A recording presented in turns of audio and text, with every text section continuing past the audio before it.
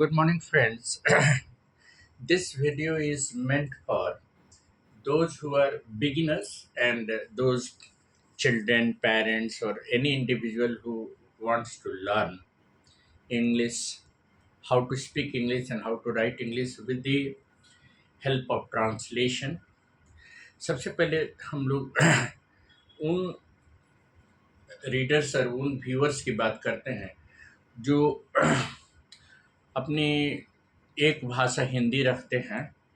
तो जब हम इंग्लिश की बात करते हैं, when we talk about English, तो ध्यान में ये रखना है कि कोई भी सेंटेंस, कोई भी वाक्य, कोई भी सेंटेंस का चार पार्ट होता है। बेसिकली देखा जाए तो सेंटेंस को पहले दो भाग में बांटा जाता है, सब्जेक्ट एंड प्रेडिकेट में। और प्रेडिकेट में क्या क्या होता है? प्रेडिकेट में मेन वर्ब होता है, ऑब्जेक्ट होता है और कोई भी कॉम्प्लीमेंट होता है, कोई भी वर्ड जो कंप्लीट करता है। जैसे मान लीजिए कहा जाए कि I get up early in the morning, मैं सुबह में, तड़के सुबह में उठता हूँ, बहुत सुबह में। I get up early in the morning, तो आई को छोड़ करके get up early in the morning predicate हो गया और आई सब्जेक्ट हो गया। और ये सेंटेंस किस टेंस में है? सिंपल प्रेजेंट में है। तो सिंपल प्रेजेंट का सबसे आसान तरीका है, हिंदी बोलने वाले या जो भाषा समझ रहे हैं, कि अगर कोई भी हिंदी वाक्य के अंत में ता है, ती है, ते है, रहे, तो समझिए कि वो सिंपल प्रेजेंट टेंस का है। जैसे कि मैं जाता हूँ, मैं खाता हूँ, मैं पढ़ता हूँ, मैं पढ़ाता हूँ, मैं वॉक करता हूँ, मैं बात करता हूँ, सब में ता है, ती है। वह पढ़ती है, वह खाती है, वह खाना बनाती है, सब में तो ता ती है। ता ती का मतलब ये हुआ सिंपल प्रेजेंट। अब इसमें दो पॉसिबिलिटी, एक तो कि थर्ड पर्सन में अगर सब्जेक्ट है, जैसे ही, सी, इट सिंगुलर है, तो उसमें V5 यानी एस पर यस लगेगा। जैसे she gets up early in the morning, वह सुबह में तड़के उठती है। सी वॉशेस हर फेस, वो अपना फेस धोती है।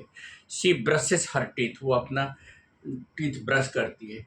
Then she sits for studies. अब ये ही और सी, ही के साथ भी, he gets up early in the morning, वह सुबह में उठता है।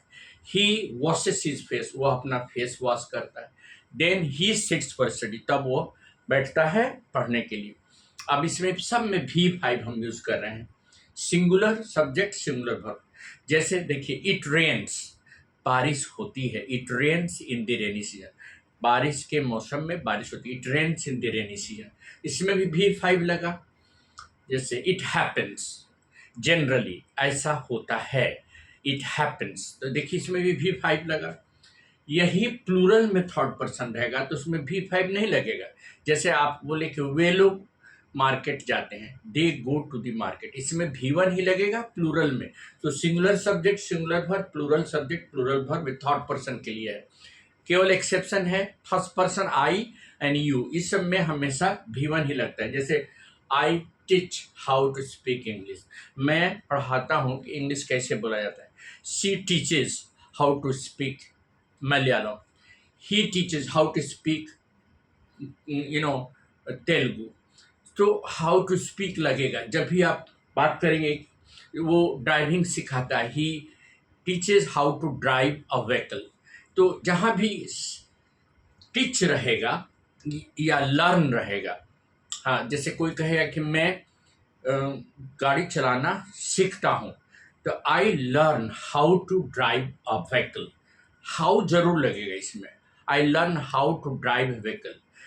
Mister Saxena takes training how to flight an air jet. So how is very important. अब देखिए इसमें क्या है, सिंगुलर के साथ आपने V5 लगाया। जैसे a boy always wants to learn something, एक लड़का हमेशा कुछ ना कुछ सीखना चाहता है। एक girl always wants to learn something, एक लड़की हमेशा कुछ ना कुछ सीखना चाहती है। जहाँ ताता ती वाला में है, सब में आपको सिंगुलर में V5 लगेगा। अब इसी चीज को एक्सटेंड करके जब थोड़ा आप अपने बच्चों से बात करते हैं, तब आप बोलते हैं उसी से सिंपल प्रेजेंट में ही आप क्वेश्चन करते हैं, तो उसमें WH प्लस डू डज लगेगा। तो जहाँ V5 है वहाँ डज लगेगा। तो आपने अपने बच्चों से क्वेश्चन किया, what do you learn every day. तो बच्चा आप रोज आप क्या सीखते हो? What do you learn every day in the class? बच्चा बोलेगा I learn some maths every day in the maths period. I learn some English every day in the English period.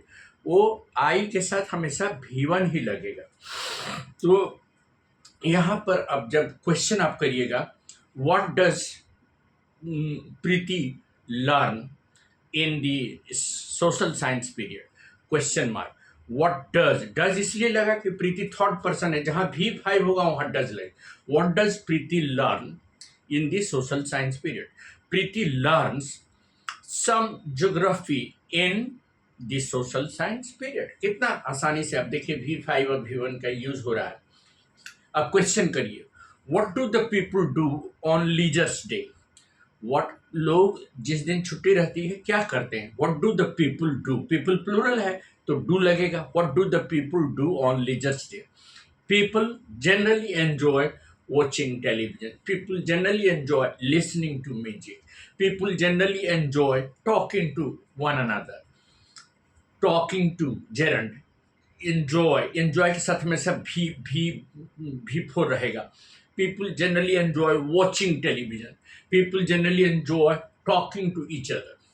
ये सब दिखता है। सिंपल प्रेजेंट में आपको ये जानना होगा कि कौन कौन से ऐसे एक्शंस है जो सिंपल प्रेजेंट में हम जनरली यूज करते हैं।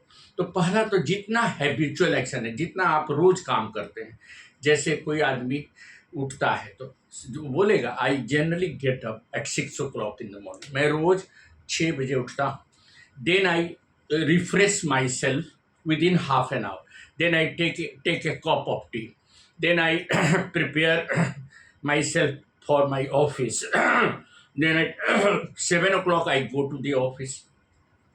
I reach there by 8 o'clock. Then there I work from 9 o'clock, 8:30 to 5:30. Then I come back. तब मैं वहाँ से आता हूँ। Then I take my supper, शाम को जो भी चाय नाश्ता। Then I talk to my children. तब मैं अपने बच्चों से बात करता हूँ। आई के साथ हमेशा V1 लगेगा। I talk, I interact with people, I interact on social media. मैं सोशल मीडिया में कुछ लोगों से इंटरेक्ट करता हूँ। मैं अपना इजी इंग्लिश का वीडियो बनाता हूँ। I always prepare a video on grammar और on motivational talk. तो I के साथ हमेशा आप क्या लगा रहे हैं बताइए? V1 लगा रहे हैं। उसी तरह से आप इसी को नेगेटिव में लाइए। Subject plus do does plus not plus V1। Do does जरूर लगाइए। तो डू कहाँ लगेगा? जहाँ V1 है। डज कहाँ लगेगा? जहाँ V5। जैसे he does not take interest in study, वह स्टडीज में इंटरेस्ट नहीं लेता है। He does not take interest in studies. She does not take interest in studies. She does not work in the kitchen.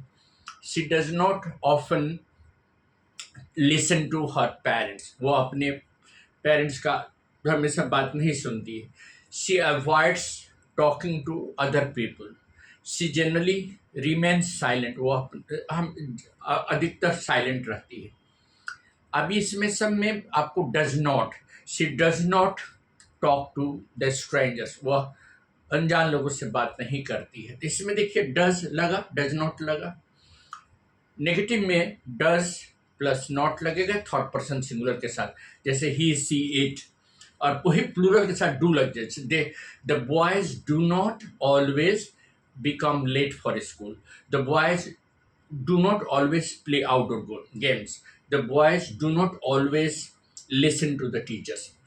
बच्चे हमेशा teachers की बात नहीं सुनते। We do not spare time for our family. हम लोग अपने परिवार के लिए समय नहीं निकालते। We generally remain busy on social media.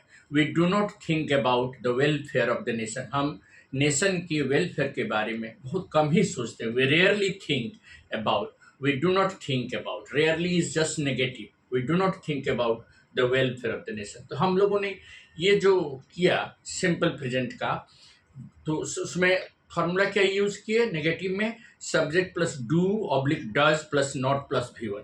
Interrogative में does plus subject plus V1 plus object plus complement किसके लिए? थर्ड पर्सन सिंगुलर के लिए, ही सी के लिए। जैसे does she go there, does she like this, does she prefer to take tea, does he prefer to take coffee, does he like to play game. अब वही अब जब हम प्लूरल में लाएंगे तो डू हो जाएगा। So do the children often play outdoor games, do the people often go for shopping, like that. तो डू और डज लगेगा क्वेश्चन में भी, जहाँ V5 होगा वहाँ पर डज लगेगा, जहाँ V1 होगा वहाँ डू लगेगा। इस तरह से आज हमने इस तरह से किया, और फिर दूसरी सीरीज में भी हम लोग बातें करेंगे।